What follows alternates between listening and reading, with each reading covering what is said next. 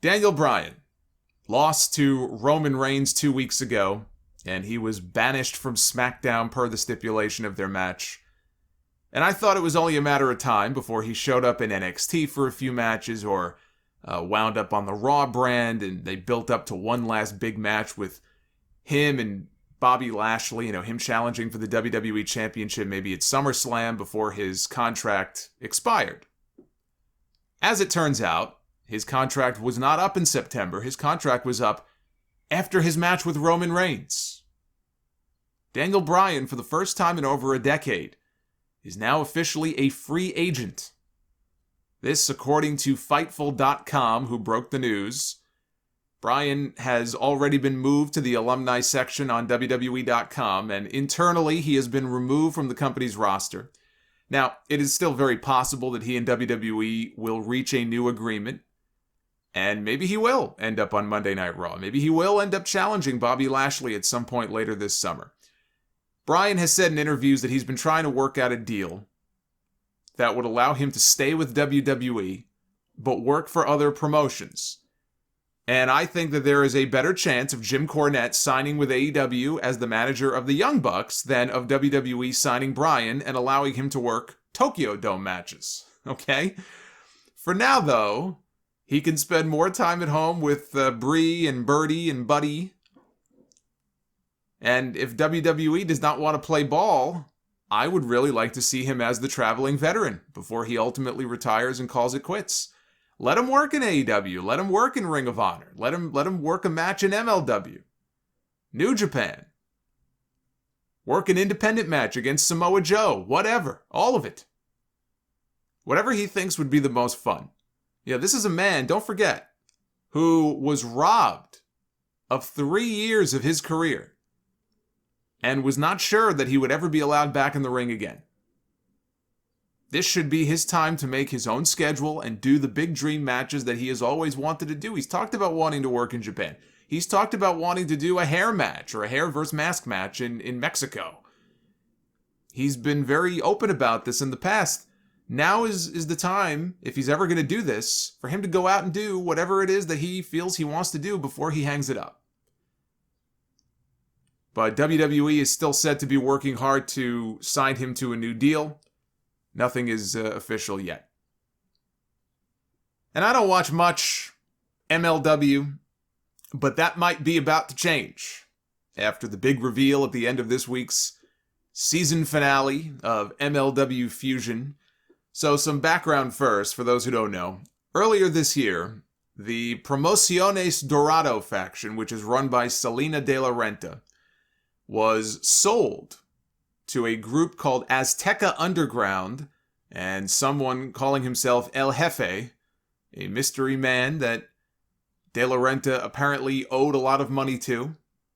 The storyline goes back even earlier than that, almost a year ago, in fact, when Conan alleged that De La Renta's group was suffering from financial hardship and she owed a lot of money to some very dangerous people.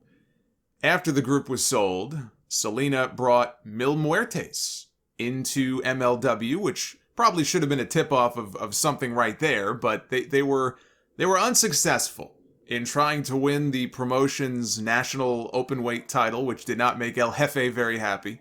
Then last week on Fusion, De La Renta was abducted.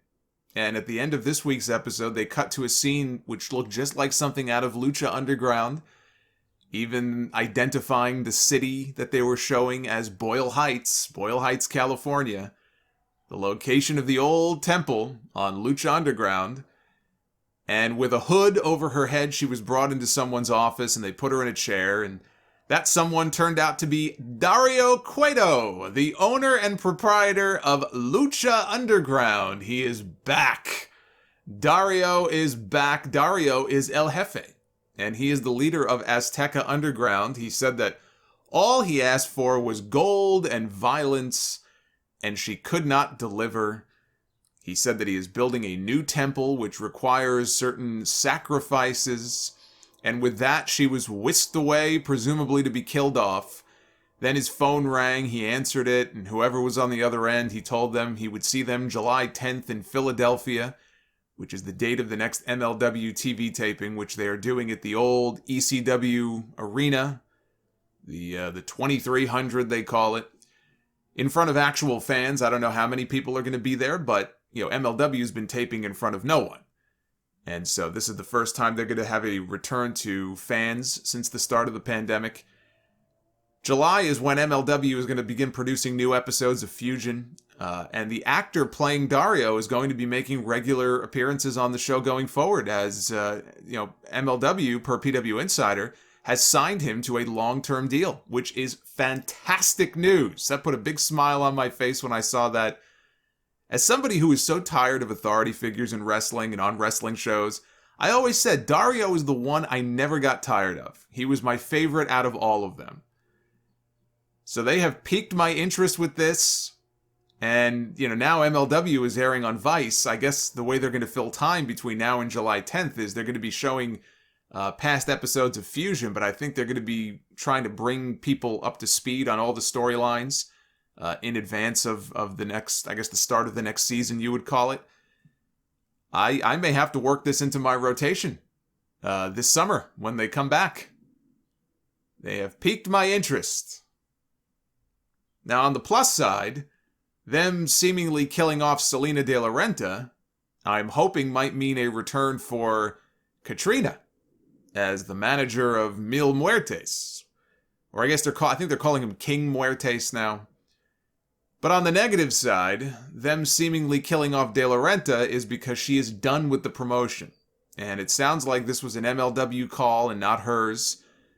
Judging by some of her tweets, I think if you read between the lines, I'm not sure this was a completely mutual parting of the ways, which is sad to hear. She really was a cornerstone of that company. She's been there for many years. And from what I have seen of her as a manager and as a personality, she's really good. And she deserves to land somewhere high profile. That would mean WWE main roster. That would mean NXT. Or that would mean AEW. Now, AEW already has a lot of managers. They don't even know what to do with some of their managers. We barely even see people like Jake Roberts and Vicky Guerrero. If they're giving Jade Cargill a manager and it turns out not to be Zelina Vega, I think Salina could work in that spot. But, NXT could work too. She could easily be featured on Raw and SmackDown, but, you know how that goes. It could work, or it could end up being a complete waste of talent. But she did say, in response to somebody on Twitter, she said she would love to go to WWE. So the ball is in her court. If they want her, then they could probably have her. Former WWE champion Jinder Mahal worked the main event tapings before Raw this week and looks to be paired off as a trio with the members of Indu Sher, who he tagged with at that Superstar Spectacle show in January that they did for the Indian market. Indu Sher was a team on NXT for all of probably 2 weeks, managed by Malcolm Bivens before one of the members spoiled the outcome on Instagram of the Keith Lee Adam Cole winner-take-all match at the NXT Great American Bash show in July. We didn't see them again after that. But the fact that they would re-debut Jinder on main event and not Raw, because I got 2 emails from people who were wondering why would they do this, even though the person said I'm not a big Jinder Mahal fan, but he is a former WWE champion. Why would they not just, do they not have enough time on a 3-hour Monday Night Raw show? I don't know what goes through these people's heads sometimes. I would think that given how much time he's missed, to me that's less surprising if you consider ring rust and all. That to me is less surprising than the fact that WWE now has Jeff Hardy doing jobs on main event. Jinder Mahal beat Jeff Hardy on main event. I just find that incredibly sad. But you consider the fact that he re-signed with the company not too long ago, so he knew what he was getting himself into when he did that.